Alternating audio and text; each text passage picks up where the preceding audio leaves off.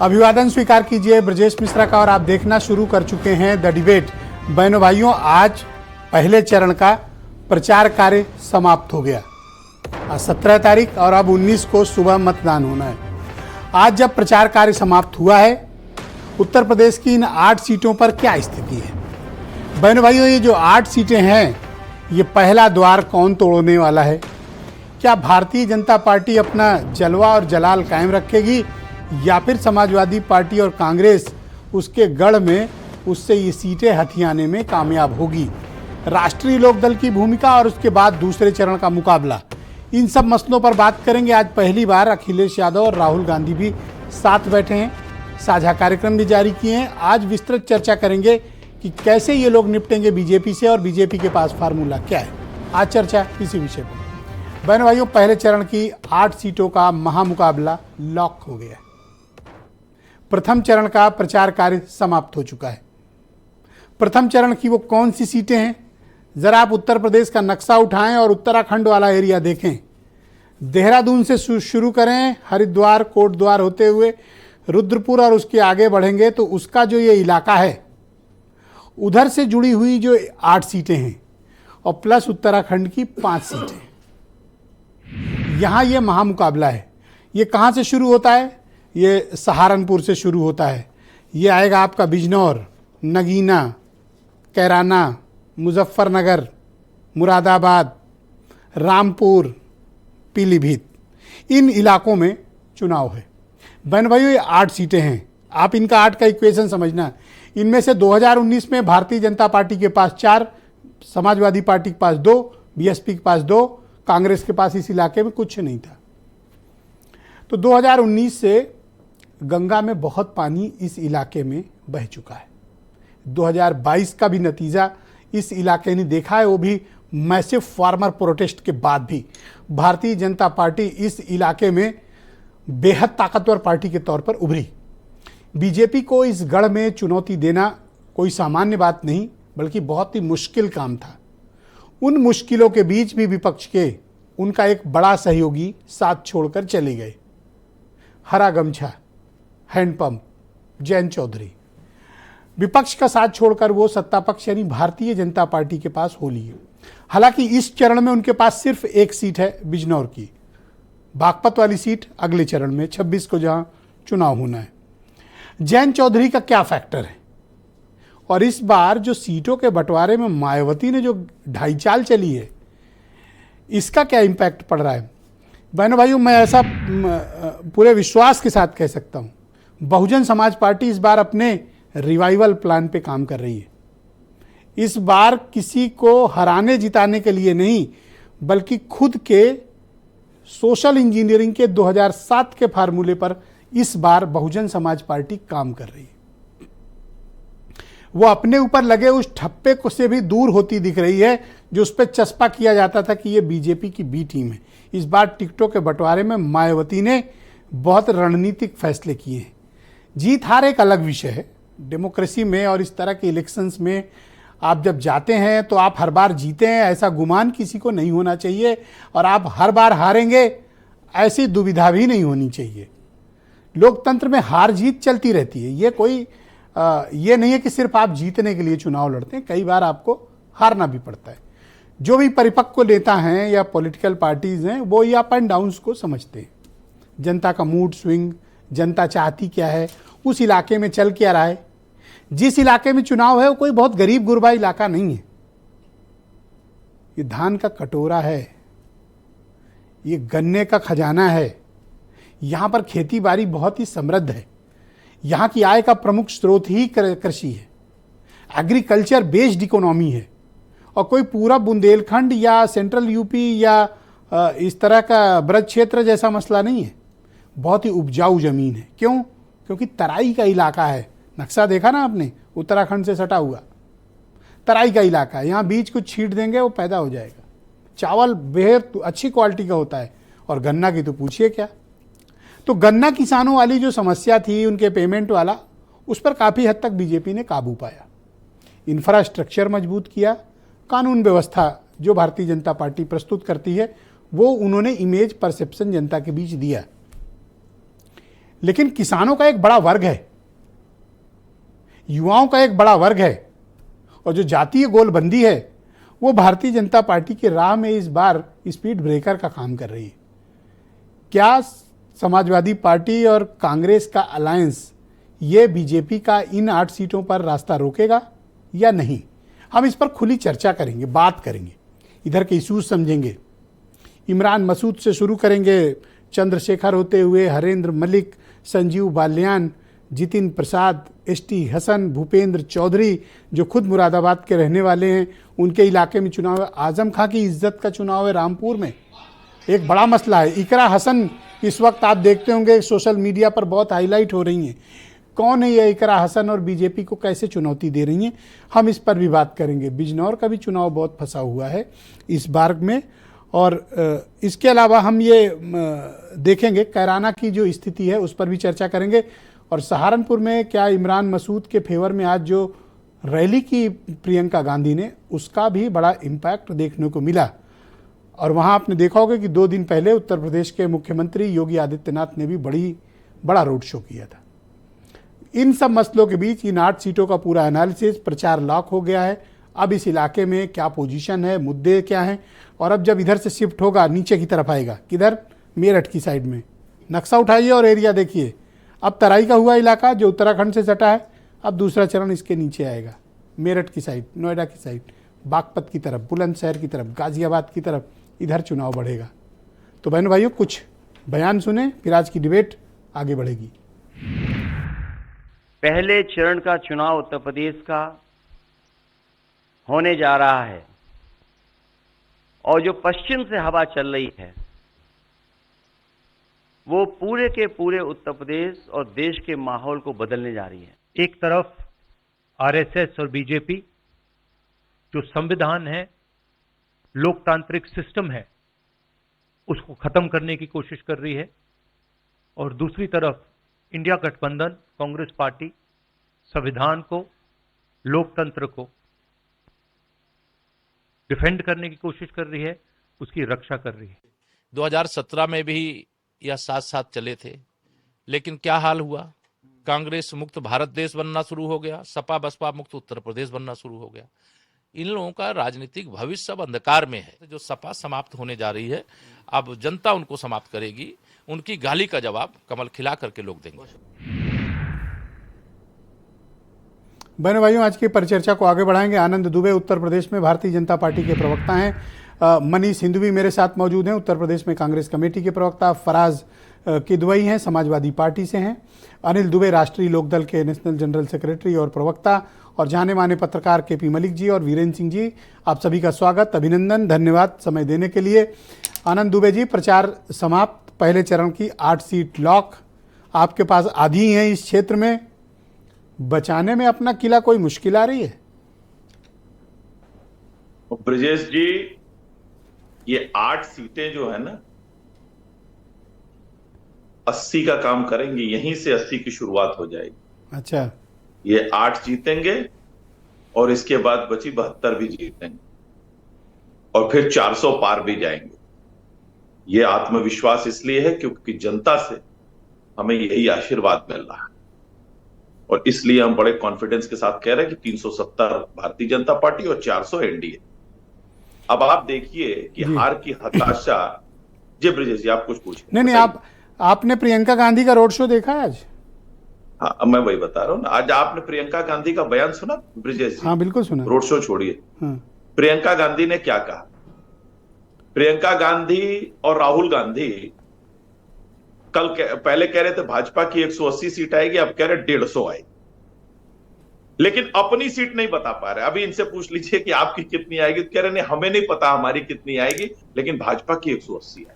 अरे जब आपकी 150 आएगी तो उनकी ऑटोमेटिकली 300 आ जाएगी, और क्या? नहीं, तो उनसे पूछिए ना। हाँ। कि वो कहां लड़ रहा है, कितने पे लड़ रहा है और कितनी आएगी, एक चीज। दूसरी चीज, प्रियंका गांधी का बयान सुनिए क्या कह रही है। अगर ईवीएम से छेड़छाड़ नहीं हुई तो हार का बहाना शुरू हो गया है। और ये बयान कब आ रहा है? जब कल सुप्रीम कोर्ट ने ईवीएम पर सुनवाई करते हुए कहा कि हमने वो दौर भी देखा है जब मतपत्रों से चुनाव होता था। हमें न बताइए फिर कहा गया कि जर्मनी में साहब ऐसा होता है। उन्होंने कहा, अरे जर्मनी छोड़िए, जर्मनी की आबादी तो हमारे पश्चिम बंगाल से भी कम है। और उन्होंने स्पष्ट कहा कि संस्थाओं को शक के घेरे में लाना और उन पर सवाल उठाना बंद करिए। लेकिन आपने कांग्रेस लाख पार्टी जतन जो है, किए हों, लेकिन अपनी पार्टी के भीतर खुली हुई गुटबाजी को इस बार आप रोक नहीं पाए। ब्रिजेश जी, कार्रवाई भी नहीं की कहीं आपने उन कोई- लोगों के खिलाफ। नहीं, आज भी ब्रिजेश पंचायतें जी, हुई हैं आपके खिलाफ। ब्रिजेश जी, कहीं कोई गुटबाजी नहीं है। और ये जो so called smoke screen create किया जा रहा है ना, ये सिर्फ और सिर्फ दिखावा है।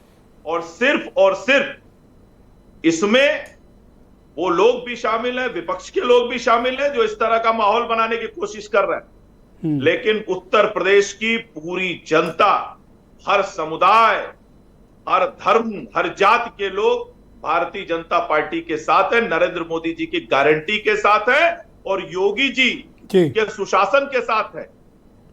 थैंक यू, शुक्रिया आपका। मैं फराज किदवई को आमंत्रित करता हूं, समाजवादी पार्टी के प्रवक्ता हैं।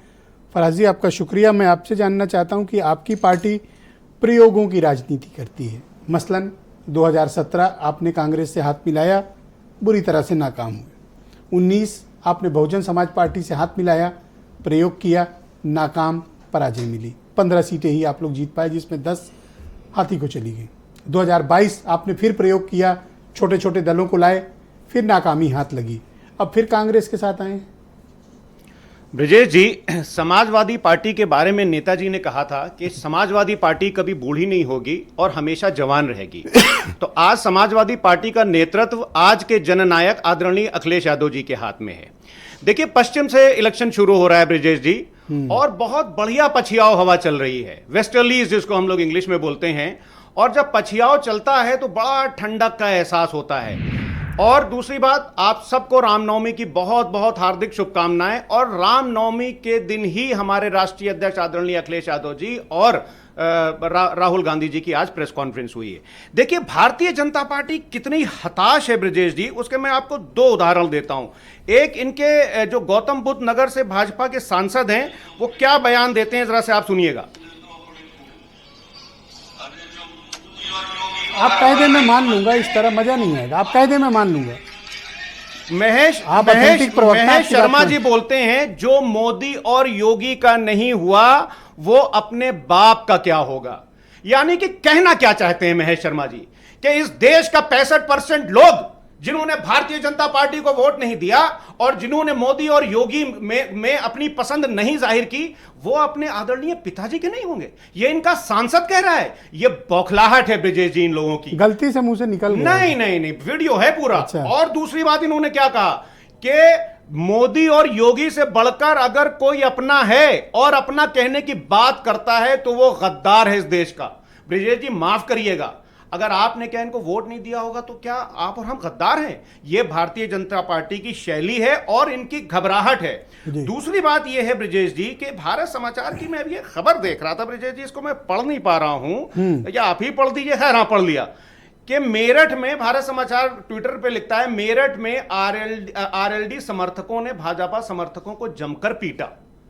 मतलब अब ये हालत हो रही है कि बड़ा मजा आ रहा है आपको ये सुन के। अरे आपकी खबर है, देखिए भैया। अरे है, तभी तो पढ़ रहे हो। समाचार जैसे ऑथेंटिक चैनल की खबर है कि आके आरएलडी के समर्थक जो हैं वो भारतीय जनता पार्टी के लोगों को पीट रहे हैं। इसका मतलब ये हुआ कि आरएलडी और भारतीय जनता पार्टी के बीच में जो ये गठबंधन हुआ है, ये जो ठग बंधन हुआ है, जो जयंत जी चवन्नी पलट गई, उसको इनका कार्यकर्ता नहीं पसंद कर रहा है। दूसरी बात, अब एक बात ब्रिजेश जी, महज 2 सीटें हैं इस इलाके में और बात तो आप ऐसी बढ़ चढ़ के कर रहे हैं। और वो भी मुरादाबाद में क्या कांड हुआ है आपको पता है, रामपुर में क्या कांड हुआ है आपको पता है? कोई कांड नहीं हुआ ब्रिजेश जी। आप बताइए, एसटीएसएन कहीं प्रचार करते दिख रहे हैं आपको? ब्रिजेश जी, कांड तो मुजफ्फरनगर में हुआ है, जहां पर संजीव बालियान जी के खिलाफ जब इन्होंने पिछले विधानसभा चुनाव में संजीव बालियान जी ने इनके विधायकों को हराने का काम किया था, तो आप अपने भारत समाचार के पत्रकार को वहां पर इंटरव्यू करने भेज दीजिएगा ब्रिजेश जी, और उनसे पूछिएगा तो वो सब लोग इनको हरा रहे हैं। मैं तो सीट बाय सीट आकलन नहीं, मैंने तो उनसे पूछा उनके यहाँ गुटबाजी, उन्होंने जवाब दिया। आप अपने यहाँ की गुटबाजी तो बताइए। आप मुझे बताइए कि एसटीएसएन एंड कंपनी मुरादाबाद में आपको सपोर्ट क्यों नहीं कर रही? आजम खां की बाकी बची हुई फैमिली या उनके सपोर्टर मौलाना के साथ रामपुर में क्यों नहीं निकल रहे हैं? एक गाड़ी पर बैठने को तैयार नहीं है और दोनों आपकी जीती हुई सीटें थी जहां आप भयानक गुटबाजी के शिकार हैं। ब्रजेश आपकी कोई दिलचस्पी है ये गुटबाजी खत्म करने में? आपने चुनाव आ गया है, वोटिंग है। आपने बहुत अच्छा यहां पर सवाल उठा दिया आदरणीय आजम खान साहब का। अरे साहब, भारतीय जनता पार्टी ने आज 2024 में इलेक्शन जिस मोड पर लाकर के खड़ा किया है, अभी रशिया में इलेक्शन हुआ है, पुतिन साहब को 85% वोट मिले हैं और विपक्ष के नेता जेल में हैं। आज यही तो हो रहा है। आजम खान साहब के ऊपर मुर्गी चोरी, बकरी चोरी, दूसरे के घर में अरे गुटबाजी कैसे रोकोगे आप? सवाल जेल में मैंने कर दिया। आपसे बदायूं का किया, आप पहुंच गए बलिया। अरे सर, मैं रामपुर ये गुटबाजी कैसे खत्म कर पाओगे? आपने रामपुर का सवाल किया था। रही बात एसटी हसन साहब की, एसटी हसन साहब के मैं भारत समाचार के कम से कम 6 इंटरव्यू दिखा दूंगा जिसमें एसटी हसन साहब ने कहा कि समाजवादी पार्टी के राष्ट्रीय अध्यक्ष जननायक आदरणीय अखिलेश यादव जी में उनकी पूरी आस्था है और लेकिन रुचि वीरा में नहीं है आस्था। नहीं बिल्कुल है, और उनका जो भी डिसीजन है वो उनको थैंक यू, बहुत शुक्रिया आपका। मैं मनीष सिंधवी को आमंत्रित करता हूं। उत्तर प्रदेश में कांग्रेस कमेटी के प्रवक्ता हैं। आपने जितने भी एक्सपेरिमेंट समाजवादी पार्टी के साथ किए हैं, 2017 भी सामने है, अभी भी सामने है, इसके पहले के भी कई उदाहरण है, आपका गठबंधन कभी क्लिक नहीं कर पाया।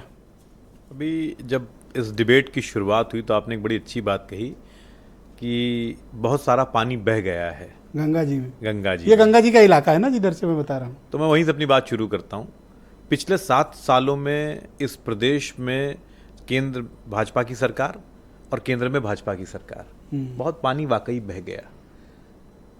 7 सालों में 10 एग्जाम हुए, 10 के पर्चे लीक, बच्चा सब सड़क पर घूम रहा है। 69,000 शिक्षक वाले पिछले 2 सालों से यहीं पर रमाबाई अम्बेडकर में बैठे हुए हैं, आपको पता ही होगा। 2 सालों से बच्चे बैठे हैं, तो उनके परिवार वाले देख रहे हैं ना कि मेरे बच्चे किस हालत में है। इन 8 सीट मैं अपनी बात पूरी कर लूँ। आपने बात जहां से शुरू करी वहीं पर लेकर मैं जाता हूँ। पिछले 7 सालों में महिलाओं के खिलाफ अपराध किस तरीके से इस प्रदेश में बढ़ गया वो लोगों ने देखा। पिछले 7 सालों में महंगाई किस तरीके से बढ़ी लोगों ने देखा। अब बुनियादी मसलों का समय है ब्रिजेश जी। और क्या बुनियादी मसले? जैसे मैं जिनके नाम ले रहा हूं, ये बताइए कि अभी बमुश्किल 3 महीना पहले 50 लाख लड़के एग्जाम में बैठे और पर्चा लीक हो गया। तो ये बात कहने राहुल गांधी इन 8 सीटों पे क्यों नहीं गए? राहुल गांधी एक बार भी गए? 8 सीट में एक भी नहीं गए। राहुल जी और अखिलेश जी आज प्रेस कॉन्फ्रेंस में लगातार ये बात हुई कि हम लोग गठबंधन साथ मिलकर चला रहे हैं और हर आदमी अपने हिस्से की जिम्मेदारी का निर्वहन कर रहा है। इस आतताई सरकार को पूरे देश से उखाड़ फेंकना है। हमको जहां पर हम लोग आपस में बात करेंगे, अभी 20 तारीख को अमरोहा जा रहे हैं। क्या एक प्रेस कॉन्फ्रेंस कर लेने मात्र से आपको लगता है कि आप पब्लिक कनेक्ट हो जाएगा आपका? मात्र नहीं है, हम पब्लिक के बीच में तो लगातार है, हमसे ज्यादा है कौन? तो मुझे एविडेंस ये बताइए आपकी 2000। अरे आप एक नेता बनाइए। मैं कह रहा हूं पिछले 40 सालों में 40 सालों में एक नेता बताइए जिसने 11,000 किलोमीटर पैदल इस देश की यात्रा की हो। एक नेता बताइए। मैं उस विषय की बात नहीं कर रहा हूं कि कितना ये बताइए जनता। अच्छा, चुनाव आ गया, अभी तक तो आप लड़ते रहे। अब जब चुनाव घोषित होगा, एक्चुअल युद्ध शुरू हुआ है, अब आप कह रहे हैं मैं तो पहले लड़ लिया, अभी नहीं। आज लड़ने की बात सुन लीजिए। हमने सुबह प्रेस कॉन्फ्रेंस करी, उसका 3 रैली राहुल गांधी की हो चुकी है। पहले चरण में क्यों नहीं गए? क्या चूक हुई? चल रहे हैं। आपने इमरान मसूद को लावारिस छोड़ा, आज जाके प्रियंका गांधी किसी तरह दोपहर में 2 घंटे इमरान मसूद लावारिस नहीं है, वो मजबूत प्रत्याशी आप मुझे एक स्टार प्रचारक का नाम बताइए जो उनके यहाँ गया हो। वो मजबूत प्रत्याशी है और लगातार वहां पर प्रचार चल रहा है। ये कैजुअल अप्रोच है चुनाव लड़ने। कैजुअल अप्रोच नहीं है। मैं इस बात को चैलेंज से कहता हूं कि हम लोगों से ज्यादा सड़क पर है कौन? बुनियादी मसलों को उठा कर उससे बात कौन कर रहा है? आप नरेंद्र मोदी जी के पिछले 3 महीने के भाषण उठाकर देख लीजिए। आप जाते क्यों नहीं पब्लिक के बीच? हम पब्लिक के बीच में लगातार हैं। हमारी गारंटी कार्ड घर घर बट रहे हैं, आपको पता है इस बात को। 40 स्टार प्रचारकों के नाम आप खुद हमारे गारंटी कार्ड आपने मुझे भी भेजे थे। इसका यही नहीं, हम लोग इंटरेक्टिव बात करते हैं। अच्छा, 40 की लिस्ट आपने दी थी या नहीं? बिल्कुल दी थी। क्या 40 में एक नाम बताओ जो वहां जा रहा हो? वहां पर संगठन के लोग लगातार जमीन पर काम कर रहे हैं। अब आप अविनाश पांडे कहोगे, फिर मलिक साहब कुछ कहेंगे तो बुरा लगेगा। तो मलिक साहब कैसे कहेंगे ये बताइए मुझे। अच्छा, ना कहें। अविनाश पांडे की हमारे पार्टी में अहमियत इस बात के लिए है कि वो संगठनिक रूप से बहुत मजबूत आदमी है। और एक बात मैं आपको बता दूं, बिना संगठन के चुनाव नहीं लड़े जा सकते। मैं राष्ट्रीय लोकदल के प्रवक्ता अनिल दुबे जी को आमंत्रित करता हूं। दुबे जी, आपका स्वागत। एक सीट आपकी भी इस एरिया में इज्जत दांव पर लगी हुई है। इस इलाके में इस बार जब आप प्रचार करने गए और 10 सालों के बाद जब आपने बीजेपी का दामन थामा, तो अब आपको पहले और अब में क्या अंतर महसूस हुआ? देखिए ब्रजेश जी, इस देश में बरसों तक कांग्रेस की सरकार रही और कांग्रेस ने हमको, हमारे नेता को कभी सम्मानित करने का काम नहीं किया। बेइज्जती की? भारतीय जनता पार्टी ने चौधरी साहब का सम्मान किया और चौधरी साहब के सपनों का भारत बनाने का, चौधरी साहब के सपनों नोट कर लीजिए का जवाब। उत्तर प्रदेश बनाने की बात की। जो काम 4 दशक तक ये नहीं कर पाए वो उन्होंने किया। एक एविडेंस देते भी चलो कि आपका कांग्रेस ने सम्मान नहीं किया, तो एविडेंस भी नहीं, हमने ये कहा एक तर्क भी दे दो। हमारे स्वर्गीय नेता चौधरी अजीत सिंह जी और हमारे राष्ट्रीय लोक दल के लोग, देश के किसान संगठन लगातार ये मांग करते रहे कि चौधरी साहब को भारत रत्न दिया जाए, लेकिन उन्होंने नहीं दिया। और भारतीय जनता पार्टी की सरकार ने चौधरी साहब को भारत रत्न दिया और ये कहा कि हम चौधरी साहब के सपनों पर चलना चाहते हैं, चौधरी साहब के सपनों का भारत बनाना चाहते हैं। तो हमारा और उनका जब विचार मिला तो हम उनके साथ गए और हम ये चाहते हैं कि किसान लगातार केवल आंदोलन ही विचार करता। चुनाव के समय मिले या पहले से मिल गए थे? नहीं, विचार जब आया, जब उन्होंने चौधरी साहब को सम्मानित करने का काम किया, तो जब वो चौधरी साहब पहले सम्मानित के जब चौधरी साहब के सपनों पर वो चलना चाहते हैं तो हमने उनका साथ किया। और ये बात इसलिए की कि हम भी ये चाहते हैं। अच्छा, आप कह रहे हैं कि इस उन्होंने देश का कांग्रेस किसान, जी एक मिनट में आपकी बात पे ही आ रहा हूं कि चौधरी साहब जो चाहते थे वो करना चाहते हैं और हम ये चाहते हैं कि इस देश का किसान केवल सड़क पर ना बैठा रह जाए, केवल आंदोलन ही करता ना रह जाए, उसमें खुशहाली आवे, उसको उसकी उपज का लाभकारी मूल्य मिल जाए। उत्तर प्रदेश में गन्ना किसानों को 400 रुपए का मूल्य मिल जाए, हम ये चाहते हैं। हमारे मित्र, समाजवादी मित्र अभी कह रहे थे, हमारे झगड़े की बात कर रहे थे, अपने यहाँ के झगड़े की बात करें। हमारे यहाँ झगड़ा माला पहनाने को लेकर के हुआ। दोनों भाई हैं, दोनों रिश्तेदार हैं, दोनों लोग माला पहनाने के लिए लड़े और दोनों लोग ये तय करके गए कि हम अपनी अपनी पोलिंग पर दोनों लोग कितने ज्यादा वोट दिलाएंगे। तो पीट लोगे? वो इतने नहीं, आपका पार्टी की नहीं तो पीट लोगे? कोई लड़ाई नहीं, कोई पिटाई नहीं हुई, वो गलत आप बागपत में भी इस ऐसा तरह कुछ मारपीट नहीं कर हुआ। चुके हो। हमारे लोग सब बिल्कुल मिलजुल करके काम कर रहे हैं। अब एक सवाल और ब्रजेश जी, पूरे पश्चिमी उत्तर प्रदेश में एनडीए के पक्ष में लहर है। हम केवल एक सीट की बात नहीं कर रहे हैं, पूरे पश्चिमी उत्तर प्रदेश में हमारे नेता चौधरी जयंत सिंह जी लगातार रथ यात्रा से चुनाव इंटरेक्टिव काम कर रहे हैं। ठीक, एक इंटरेक्टिव डिबेट करते हैं। मैं खुद कह रहा हूं कि जयंत चौधरी ने उम्मीद से कहीं अधिक इस बार मेहनत की, बीजेपी के लिए खूब प्रचार में गए, रोड शोज किए, नुक्कड़ सभाएं की, लोगों के बीच गए, बड़ी रैलियां भी की। कोई दो राय नहीं, जयंत चौधरी ने बीजेपी की जो उम्मीदें थी उसके हिसाब से उन्होंने ग्राउंड पर मदद की। आपने अभी डिबेट के प्रारंभिक अपने उद्बोधन में ये बात कही कि कांग्रेस ने कभी या विपक्षी दलों ने कभी चौधरी साहब का सम्मान नहीं किया। तो ये बेइज्जती वाली जगह पर 1 दशक से ज़्यादा बैठे रहे, यहाँ 10 मिनट बेइज्जती पर तो कोई रुकता नहीं, आप 10-15 साल बेइज्जती कराते रहे। इससे बड़ा चौधरी साहब का अपमान और कौन करेगा अगर आपने स्वयं कराया? नहीं, हम लगातार क्यों मलिक साहब करते रहे, हम लगातार आंदोलन करते रहे, हम लगातार मांग करते रहे और उन्होंने 4 दशक लग गए आपको चौधरी साहब का सम्मान 12-13 साल लग गए आपको बेइज्जती महसूस होने में। बात ये भी करते थे, चौधरी साहब की बात इन्होंने हमेशा की, लेकिन जब जरूरत आई, जब उनको उनके सम्मान पर हमारे नेता चौधरी जयंत सिंह जी राज्यसभा में बोल रहे थे तो कांग्रेस ने क्या कहा था कि जाइए आपकी जगह उधर है, आप उनके सम्मान पर भी राजनीति। एक सवाल और है, फिर मैं केपी मलिक साहब, एक सवाल। 9 विधायक थे और 38 एमएलए वाली राज्यसभा ले गए हो और कह रहे हो हमारी बेइज्जती हो रही थी। कुछ तो मतलब लिहाज करो भाई दुबे जी। जो यही लिखे थे मलिक साहब, लिखे थे अभी परसों, मलिक साहब भी जानते हैं। देखिए हमारा सारा इन्हीं की तरफ ठेल। देखिए राष्ट्रीय लोकदल का और उनका पीढ़ियों का रिश्ता रहा है। जो पीढ़ियों के रिश्ते रहे हैं उसको बैठ करके यहाँ कमेंट किया जाए, मैं नहीं समझता हूँ कि आप ही ने कमेंट किया कि बेइज्जती कर रहे थे। हमने नहीं किया, नहीं उन्होंने, आपने किया है। हमने कहा आपको चौधरी साहब के सम्मान पर राज्यसभा में आपको आपत्ति करनी चाहिए थी, आपको स्वागत करना चाहिए। 9 पर 38 का माल लेकर निकल गए, ये तो बड़ी तगड़ा खरीद किया आपने। नहीं क्या चीज 9 का माल 38 में लेके निकल गए। अरे भाई ये मैंने कहा ना कि 9 था पीढ़ियों का रिश्ता है, 38। उसके लिए आपको पीढ़ियों पीछे जाना पड़ेगा, उन विषयों तो पर चर्चा का पीढ़ियों के जरूरत नहीं रिश्ते है। को अभी आप खुद ही कह रहे थे कि तो बड़ी बेइज्जती कर रहे थे। नहीं, उन्होंने क्या सम्मान किया? आप ब्रजेश जी आप नहीं जानती हो, आप राज्यसभा ले गए, घर पे कोई सांसद नहीं था, अब आप पा गए हो, एक सांसद बन गए, अब कह रहे हो बेइज्जती। अब ये आप कहिए कि 9 का माल था, 38 की सप्लाई ले गए आप। हमारा गठबंधन हुआ, हमने 9 सीटें जीती, आपने 111 सीटें जीती। तो राजनीति में 1 और 1 11 होता है, हमने भी तो आपको फायदा पहुंचाने मैं का केपी काम मलिक किया। साहब को आमंत्रित करता हूं, बहुत ही जाने माने पश्चिम उत्तर प्रदेश के मामलों के एक्सपर्ट जर्नलिस्ट हैं। मलिक साहब आपका शुक्रिया। 8 सीटें लाख हो गई हैं सहारनपुर से लेकर रामपुर तक। अब जब प्रचार काम खत्म हुआ है, इधर का एनालिसिस आप हम सबको बताइए।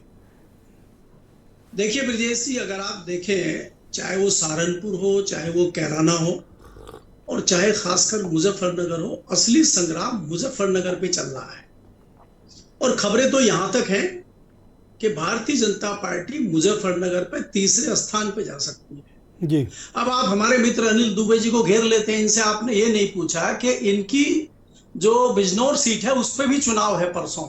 हाँ है। तो जयंत चौधरी बिजनौर ना जाके आज मुजफ्फरनगर में चुनाव प्रचार कर रहे थे, और मुजफ्फरनगर में विशेषकर उन गांव में चुनाव प्रचार कर रहे थे जो 2013 का नहीं, सबसे चंदन के प्रभावित चौहान में एरिया कल गए थे, कल दिखे थे मुझे, कल मुझे दिखे थे वैसे। हाँ, तो आज लेट हिम स्पेशल माना कंप्लीट। जा रहा है ना, थोड़ा आवाज बढ़ाई माना जाए जा रहा है मलिक कि आज साहब आखिरी की। दिन जहां करेंगे उसको थोड़ा विशेष तौर पे माना जाता है। हाँ नहीं, ठीक बात है, ठीक बात। कि 2013 के दंगे का सबसे प्रभावित एरिया है वो, जहां पे जाट समाज के लोग प्रभावित हुए थे, और वहां के तमाम बच्चों लड़कों पे मुकदमे चल रहे हैं। वो भारतीय राष्ट्रीय लोकदल का बहुत अच्छा क्षेत्र माना जाता है, जी। और भारतीय जनता पार्टी का वहां विरोध है। अभी भी कई लोगों पे मुकदमे चल रहे हैं। उनको मनाने के लिए जयंत चौधरी का प्रयोग किया गया। 2 दिन पहले राजस्थान में जयंत चौधरी थे, और उनको सीधा फोन गया अमित शाह का कि राजस्थान छोड़िए, आप मुजफ्फरनगर पे फोकस कीजिए। तो ये जो परिस्थितियां हैं, ये जो हमारे क्षेत्र में राजपूतों की पंचायतें चल रही हैं, राजपूतों की पंचायतों को सपोर्ट कर रहे हैं सैनी समाज, त्यागी समाज, गुजर समाज, और जाट तो खुल के नहीं आ रहा है इस तो बार। ये तो सिर्फ एक सीट की विषय हुआ ना, सिर्फ मुजफ्फरनगर। इसका इम्पैक्ट और तो कहीं दिख नहीं रहा कि है।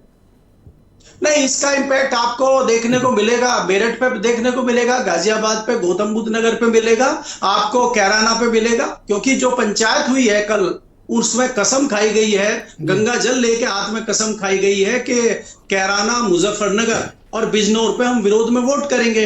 अब बाकी तो दूसरे चरण का मतदान होगा, उस पर दोबारा पंचायत होगी, दोबारा जो है गंगा जल हाथ में लिया जाएगा। हमारे यहाँ कहावत है, लोटे में नमक डालने वाली बात हुई है कि लोटे में नमक डाल के कसम खाई गई है। मुझे ये लगता है कि अरे वो तो मुजफ्फरनगर में लोटे में नमक डाल के कसम खाई गई थी, वो तो कब की टूट गई। मलिक साहब आप कहाँ बता रहे हो? नहीं देखिए, वो तो कब तोड़ दी गई किसी को नहीं पता है। नहीं, वो राजपूतों ने नहीं खाई थी, किसी और ने खाई होगी।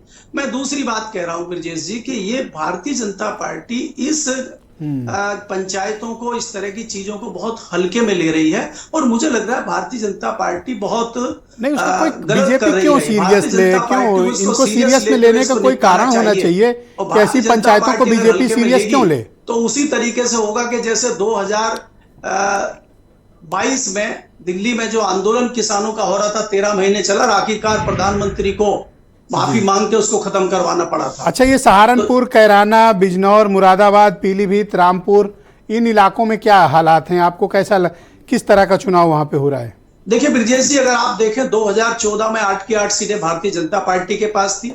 2019 में 3 सीटें भारतीय जनता पार्टी जीत पाई थी, जिसमें से कैराना और मुजफ्फरनगर भी भारतीय जनता पार्टी के पास थी, और तीसरी सीट पीलीभीत थी। अब पीलीभीत पे वरुण गांधी का मामला आप देख सकते हैं। मुजफ्फरनगर पे मैं खुद कह रहा हूं कि भारतीय जनता पार्टी की स्थिति बहुत खराब है, और कैराना पे भी इकरा हसन की और भारतीय जनता पार्टी की बहुत कड़ी टक्कर है। तो भारतीय जनता पार्टी के लिए यहाँ पे कुछ आसान नहीं है। इसीलिए आप देखेंगे कि योगी जी का भी कल रोड शो हुआ था, योगी जी को 3 बार आना पड़ा है यहाँ पे। तो स्थिति बहुत गंभीर है इस एरिया में। बाकी आपको परसों देखने को मिलेगा। और ये जो पंचायतें हो रही हैं, मैंने पहले भी आपके चैनल पर जिक्र किया था कि सहारनपुर में प्रधानमंत्री की एक रैली हुई थी, और उसके अगले ही दिन वहां पे ठाकुरों की पंचायत हुई थी, जिसमें 4 गुना आदमी आए थे। और ये आपने भी सवाल पूछा था कि जिस प्रकार से आचार संहिता लगी हुई है, धारा 144 लगी हुई है, ये तो हुआ, आपने बताया कि अपोजिशन के हक में क्या क्या बातें हैं। तो वो कौन से समीकरण है जो बीजेपी को हक में है उस इलाके में? देखिए, भारतीय जनता पार्टी के जो हक में है वो है योगी की कानून व्यवस्था, और योगी के ऊपर 7 साल में एक भी आरोप ना होना, योगी का सुशासन, ये भारतीय जनता पार्टी के हित में जा रहा है। और जयंत चौधरी, भारतीय जनता पार्टी को बहुत बड़ा फैक्टर जयंत चौधरी का फैक्टर कोई बहुत ज्यादा फैक्टर यहाँ पे असर नहीं कर पा रहा है, क्योंकि जो जयंत चौधरी के साथ लोग थे 50% के लगभग जाट पहले ही भारतीय जनता पार्टी के साथ था। तो थोड़ा बहुत जाट, मुझे लगता है कि 10% जाट और चला जाएगा, तो बहुत तो महत्वपूर्ण आपके हिसाब से मीडिया में या पॉलिटिक्स में राष्ट्रीय लोकदल ओवररेटेड पार्टी है? नहीं, ओवररेटेड मतलब ओवररेटेड मतलब कि जिनके बारे में बताया तो बहुत जाता है कि इतने बड़े एक्चुअल में है नहीं। नहीं, राष्ट्रीय लोकदल का अगर आप 2019 का प्रदर्शन देखें जी, या उसके बाद का कोई प्रदर्शन देखें, 2017 का विधायक का आप चुनाव देखें, अगर आप पिछले 2022 की बात करते हैं तो समाजवादी पार्टी और राष्ट्रीय लोकदल के साथ मिलके ही 9 विधायक आए थे, अकेले तो उनके नहीं आए हैं। आप याद करिए 2018 में भी बाई इलेक्शन कैराना पे हुआ था लोकसभा में, तो समाजवादी पार्टी और लोकदल मिलके ही मैंने चुनाव याद हो, गोरखपुर, फूलपुर, कैराना और नूरपुर। जैसे मैं सवाल सुन नहीं पाया आपका। जी, वीरेन जी भी आ गए हमारे साथ इस परिचर्चा में। मैं वीरेन जी को भी आमंत्रित करता हूं। वीरेन जी, आज 8 सीटों पर प्रचार समाप्त हो गया। 2-3 बातें देखने को मिली कि मुख्यमंत्री योगी आदित्यनाथ ने इस इलाके में 28 से ज़्यादा रैलियां की, रोड शोज किए और सबसे ज़्यादा पॉलिटिकल कैंपेन में शामिल रहे दोनों deputy chief minister Brajesh Pathak और केशव मौर्य, भूपेंद्र चौधरी। बाकी बीजेपी की स्टार प्रचारक और प्रधानमंत्री ने भी 3-3 रैलियां इस इलाके में की। बीजेपी किस पोजीशन में है, विपक्ष कहां पर अपने को पाता है, और आज जो ज्वाइंट प्रेस कॉन्फ्रेंस हुई अखिलेश यादव, राहुल गांधी की, इसका क्या ग्राउंड पर इम्पैक्ट है और इन 8 सीटों पर क्या माहौल है? देखिए, इसमें 8 में एक सीट ऐसी थी जो आम चुनाव में रामपुर की आजम खां जीते थे, बाद में उनकी सत्ता चली गई तो वहाँ उपचुनाव में भाजपा जीत गई और कुल 28% वोट पड़ा था। वहाँ पर वोट डालने भी नहीं पाए बहुत सारे लोग। लेकिन ये आम चुनाव है, समाजवादी 2, बसपा 2। बसपा अब क्या वो दोनों वापस रख पाएगी अपने पास, क्योंकि चंद्रशेखर वहाँ पर एक दलित वोटों की चुनौती बन गए उनके लिए नगीना में। इधर इंडिया गठबंधन के तहत मुरादाबाद में टिकट को लेकर बड़ा घमासान हो गया। अगर कोई बहुत विरोध या उलटफेर नहीं हुआ तो मुरादाबाद में रुचि वीरा चुनाव जीत सकती हैं। रामपुर में आजम खां की नाराजगी समाजवादी पार्टी पे कितना भारी पड़ेगी, कितना उनके लोगों का भीतरघात नुकसान पहुंचाएगा, ये भी ये 8 सीटों के चुनाव परिणाम तय करेंगे। मुजफ्फरनगर में तो देखिए, जब किसान, सिसौली है वहाँ जहाँ किसान नेता चौधरी महेंद्र सिंह टिकैत हैं, जब 700 किसान मर गए तब बीजेपी मुजफ्फरनगर में नहीं हारी, तो अब ये चुटुर पुटुर आंदोलन से क्या हारेगी, इसका तो बहुत मुश्किल लगता है। कोई क्षत्रिय नाराज हो, कोई गुर्जर नाराज हो, कोई जाट नाराज हो, सब नाराज हो के देख लिए अपना अपना हिसाब किताब। सहारनपुर में ये जरूर है कि बसपा के बजाय इंडिया गठबंधन का दांव लग जाए। प्रियंका गांधी ने बहुत बड़ा रोड शो किया जी, कई किलोमीटर लंबा किया, इसमें कोई शक नहीं कि भीड़ आई थी। 20 तारीख को राहुल गांधी और अखिलेश यादव अमरोहा में पहली ज्वाइंट रैली करने जा रहे हैं, लेकिन उसके पहले 19 को पीएम मोदी अमरोहा में रैली करेंगे। तो लड़ाई तो टक्कर की है, लेकिन एक चीज आज आपने देखी होगी कि जयंत चौधरी और अखिलेश यादव ने भाषण में और आरोप और हमले चाहे जितने हो रहे हो, लेकिन मर्यादा बनाए रखी है जी। और ये मर्यादा नौजवानों के बीच नेताओं में एक कमिटमेंट की तरह है शायद, जो उनके साथ रहने के दौरान किया गया होगा। अखिलेश यादव ने हर बात कही और ये बात कही कि चरण सिंह की विरासत को आगे बढ़ाया। इस बात का जरूर समाजवादी पार्टी आकलन कर रही है कि 9 विधायक पे एक राज्यसभा नहीं देनी चाहिए थी, आज उसका नुकसान हुआ है, लेकिन उसके बावजूद भी उन्होंने जयंत के खिलाफ ज्यादा कुछ नहीं बोला। आपके मुताबिक किन किन सीटों पर बीजेपी ज्यादा बढ़त के साथ चल रही है, कहां कहां पर अपोजिशन बीजेपी को बहुत सख्त टक्कर दे रहा है? देखिए, नगीना में ये साफ है कि एक बड़ी लड़ाई में चंद्रशेखर आजाद हैं और बीजेपी को वो त्रिकोणीय लड़ाई है समाजवादी, बीजेपी और इनके बीच। रही बात कैराना की, ये रामपुर, मुरादाबाद, ये सब कड़ी टक्कर वाली सीटें हैं। सहारनपुर, ये देखिए जो पहला चरण है, बीजेपी को जो 4 सीटें मिली थी उसमें अभी 4-5 सीटों पर ही वो तगड़े फाइट में है, या ये कह सकते हैं कि वो लड़ जरूर रही है लेकिन वो 4 पूरी अपनी रिटेन कर पाएगी। बिजनौर तो देखिए वहां पर काफी अच्छी स्थिति में है भाजपा, मुजफ्फरनगर में वो स्थिति में अच्छी में है, लेकिन सहारनपुर, कैराना, मुरादाबाद, रामपुर, ये पीलीभीत में देखिए जितिन प्रसाद भी वहां पर अच्छी पोजीशन में है और वहां पर वरुण गांधी का टिकट कटने के बावजूद भी भाजपा जीत सकती है। तो ये सब चीजें हैं, लेकिन इस चुनाव में चाहे कोई हारे और चाहे जीते, माल और फायदा और नफा और नुकसान में जयंत चौधरी सबसे ज्यादा है।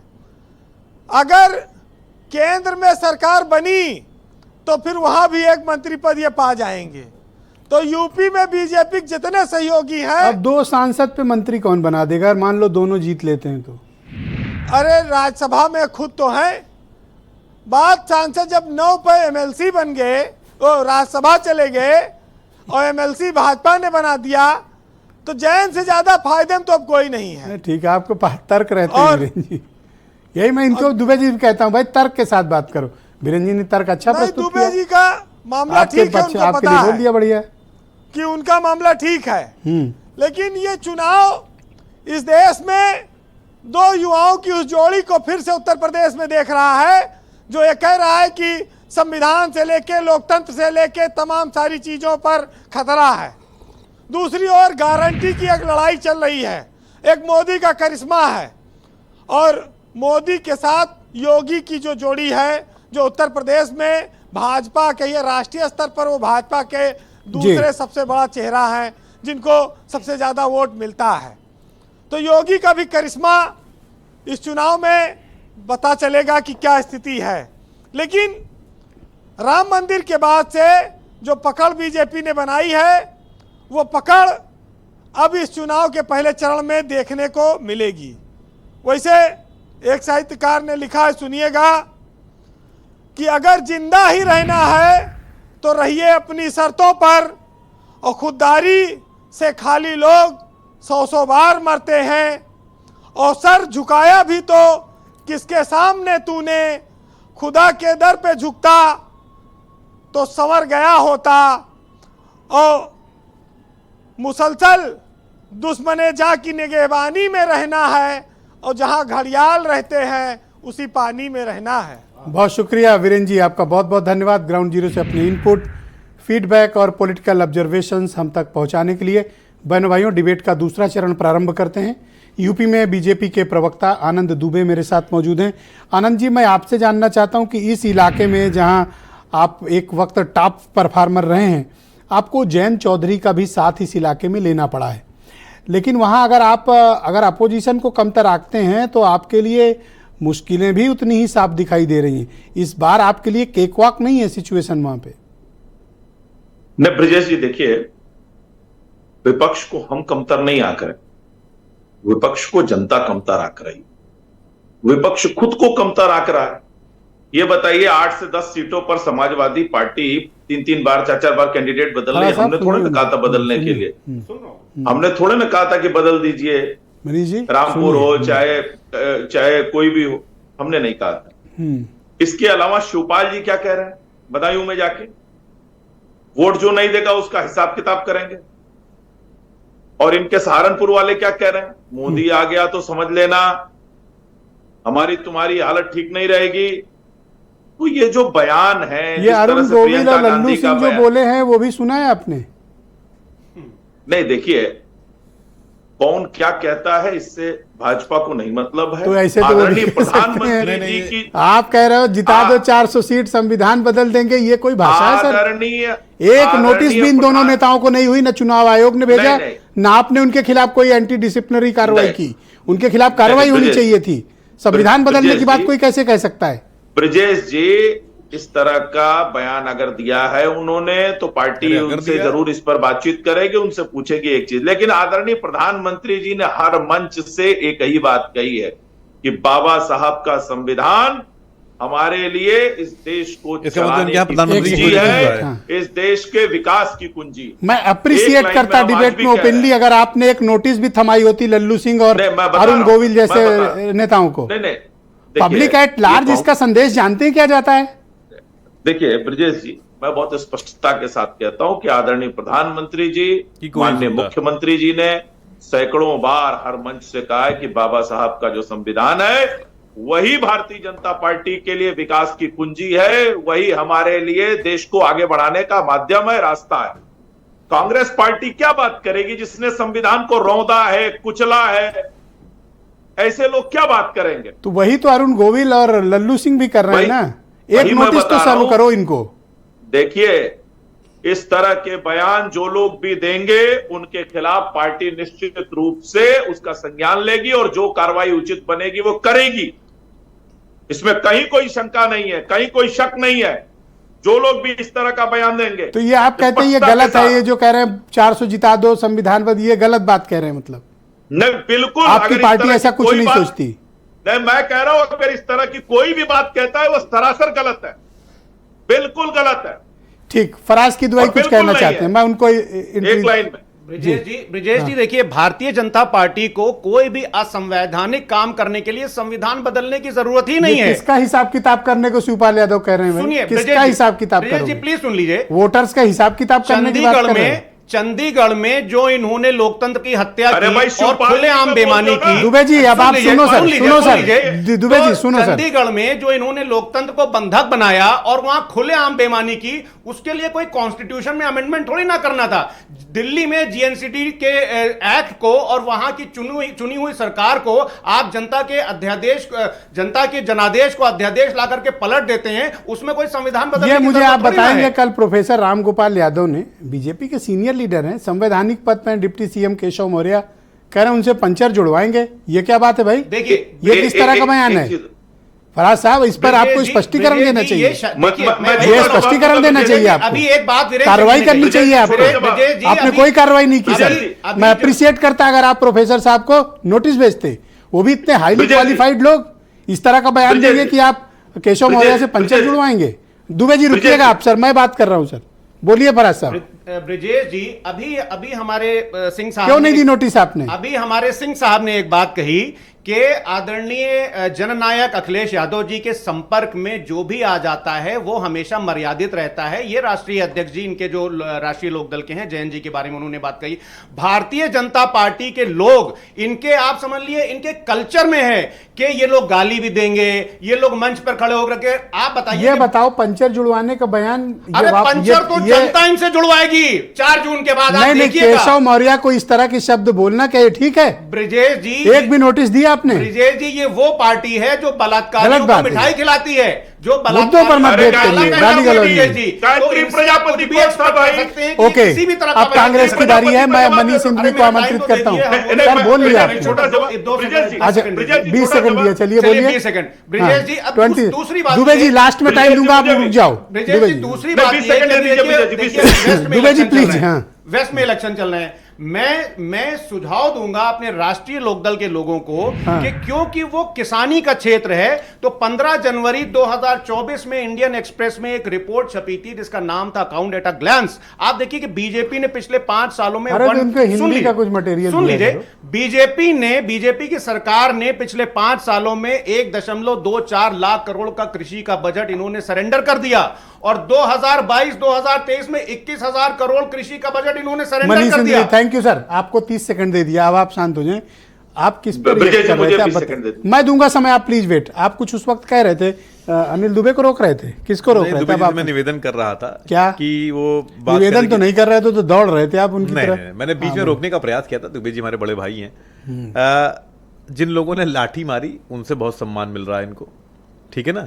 जिन लोगों ने सम्मान मिस्टेक में चल गई थी, मिस्टेक में चल गई थी। अरे घेर के लोगों ने बचाया था, वरना शुद्ध रूप से लाठी मारी गई थी। और वो उस समय का बयान आपको याद है जयंत जी का ना। खैर, ऐसा है कि अभी आपने मुझसे एक सवाल पूछा था इसके पहले वाले में कि हमारे 40 लोगों की लिस्ट में कितने लोग गए, है ना। 9 लोग वहीं पर हैं। ओके, ठीक है ना। 9 लोग लगातार वहां प्रचार कर रहे हैं, जिसमें से राहुल जी व्हाट्सएप पे मंगवा ली सूचना आपने, है ना।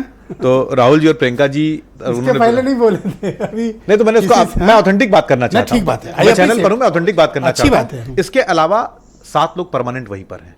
9, 7, 16 नहीं, 7 लोग परमानेंट वहीं हैं। और राहुल जी नौ ने, हाँ, राहुल जी ने वहाँ वो करी, प्रियंका जी ने रोड शो किया, उसके अलावा 7 लोग परमानेंट वहीं पर हैं हमारे 40 में से। तो हमने कहा, आपसे पहली बार भी कहा था कि सारे लोग अपना काम कर रहे हैं ईमानदारी से। और बीजेपी वाले, बीजेपी में देखिए, वो जिस तरह की बातें आनंद जी कर रहे थे, और वो साहब थोड़ी उत्तेजना में है आज आनंद दुबे। आनंद दुबे जी उत्तेजना में इसलिए क्योंकि अब इनके पास हताशा के अलावा कुछ नहीं है। एक सीट पे लड़ रहे हो और हताश उनको हम एक बता सीट पे रहे नहीं लड़ रहे हैं, हम सब पे लड़ रहे हैं। गठबंधन लड़ रहा है, और ये पहले दिन तय हो गया था जिस दिन बना था ये इंडिया गठबंधन, कि इस सरकार को जो तानाशाही पर उतारू है, और जो बात बार बार हो रही संविधान बदलने वाली, और कह रहे हैं मोदी जी कह रहे हैं और अमित शाह जी कह रहे हैं, एक्शन लेंगे कहा है। नहीं, मैं अपनी बात पूरी कर लूं। इनकी बात से स्पष्ट है कि इनके प्रधानमंत्री की बात कोई नहीं सुनता है। अनंत हेगड़े का बयान आप भूल गए, जिन्होंने कहा था 400 पार होगा तो बदल देंगे संविधान। तो ज्योति मिर्धा का नाम लोगे, लल्लू सिंह का नाम लोगे? नहीं, मैं नहीं लूंगा नाम। मैं तो सिर्फ ये कहूंगा, मैं सिर्फ एक बात कहूंगा कि इनके यहाँ से ये बात बार बार दोहराई जाती है। और मैं एक बात और आपको कह दूं, ये बात जनता के बीच में है कि इनकी नियत में संविधान बदलना है। इन पे क्या कहते हैं? इनसे कोई प्रॉब्लम है? नहीं, इनसे क्या प्रॉब्लम है? इनको जिन लोगों ने लाठी मारी, उनको उनके यहाँ सम्मान मिल रहा है। हम सम्मान दे रहे थे जब, तो उनको नहीं मिल रहा था। बेइज्जती है, लाठी तो इनसे खाए थे, और कह रहे हो बेइज्जती वहां हुई है। जब हम विपक्ष में थे तो हमने लाठियां खाई। आवाज डाउन हो गई इनकी? नहीं, हमारी आवाज तो कभी डाउन ही नहीं होती। किसान की आवाज कहाँ डाउन होती है? किसान तो कौन सा किसान? नहीं, हमसे ज्यादा कौन किसान है? हम लोग तो किसानों के ही बीच में रहते हैं। ये कहें कि ये किसान है तो देखो। नहीं, किसान के बीच उनका सर्टिफिकेट की हमें जरूरत थोड़ा है कि किसान कौन है। किसान को सब लोग महीना भर पहले तो इन्हीं का चिपका के घूम रहे थे मत्थे पे। नहीं, चिपका के घूम रहे थे जब थे तब थे। अब ये जाने कि हम क्यों अलग हुए भाई? हमें तो किसानों को खुशहाल बनाना है। किसानों को खुशहाली के लिए हम कहे, जब हम विपक्ष में थे। मैं एक छोटा सा सवाल को बढ़ा दीजिए। और जो बात मलिक जो कह रहे हैं उसमें कितना दम है? नहीं, हम एक सवाल बढ़ा दीजिए, जवाब आ जाएगा। इम्पैक्ट नहीं है आपका, दूंगा समय। एक सवाल बढ़ा दीजिए बस। अच्छा बोल। गन्ना का समर्थन मूल्य सिर्फ 5 रुपया बढ़ाया गया, और किसान खुशहाल बन रहा है। जी, मैं बार बार कह रहा हूँ, आज फिर कह रहा हूँ, चुनाव हो जाने दीजिए। 400 रुपए गन्ने का रेट उत्तर प्रदेश आज क्यों नहीं हुआ? नहीं हो जाएगा, क्यों नहीं हुआ? अरे हम पहले थोड़े थे, अब हम आए हैं। अब हम किसानों के मुद्दे पर हम बात करेंगे। किसानों के मुद्दे पर किसानों को उनका हक दिलाएंगे। 5 रुपया नहीं बढ़ा पाई 5 साल में, हम किसानों से उम्मीद करते हैं। हम किसानों के मुद्दे के साथ हो गई तो बढ़ा उनसे उम्मीद उन्होंने दिखाई। उन्होंने बड़ा दर्द दिखाया, उसमें thank you KP Malik ji को। जो एक बात और आपने केपी मलिक जी की कही कि पूरे पश्चिमी उत्तर प्रदेश में कहीं कोई लड़ाई नहीं है, कहीं कोई लड़ाई नहीं है। पूरे पश्चिमी उत्तर प्रदेश की जो 2 चरणों की सीटें हैं, सारी सीटें एनडीए के पक्ष में। एनडीए की लड़ाई किसी से नहीं है। इंडिया गठबंधन आपस में लड़े, वो आपस में लड़ रहे हैं। वो लोग प्रचार तक नहीं कर पाए।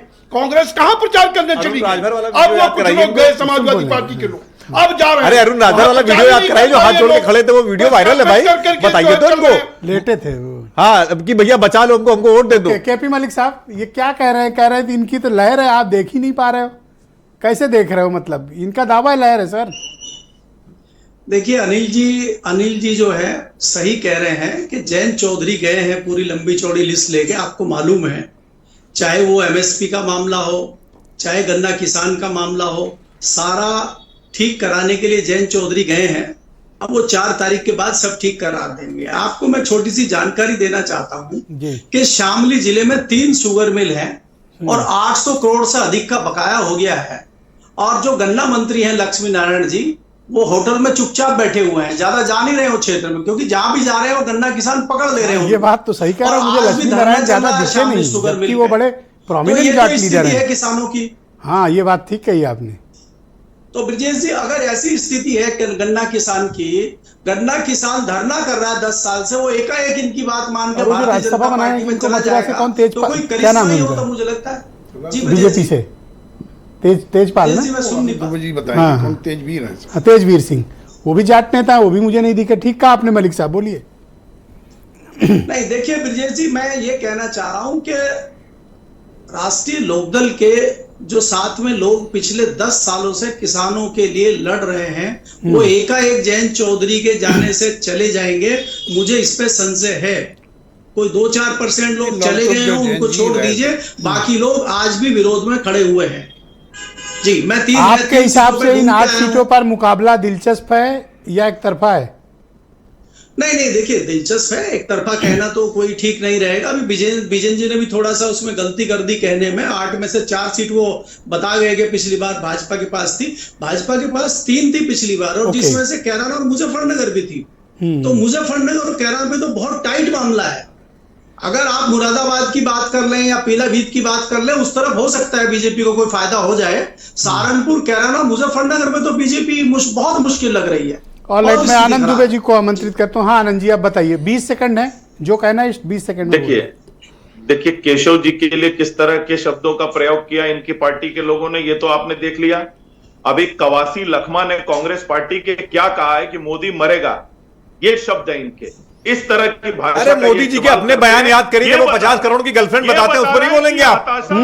जब दूसरे की पत्नी के बारे में 50 करोड़ की गर्लफ्रेंड बोलते हैं, कांग्रेस की विधवा बोलते हैं, मोदी जी खुद अमर्यादित भाषा का प्रयोग करते हैं। धन्यवाद, बहुत बहुत शुक्रिया। डिबेट ओवर, बहुत बहुत धन्यवाद, बहुत बहुत शुक्रिया। मैं आप सबका बहुत आभार प्रकट करता हूं और धन्यवाद देता हूं कि आप सब इस डिबेट में शामिल हुए। और बहनों भाइयों, आप सबका भी बहुत धन्यवाद इस कार्यक्रम को देखने के लिए।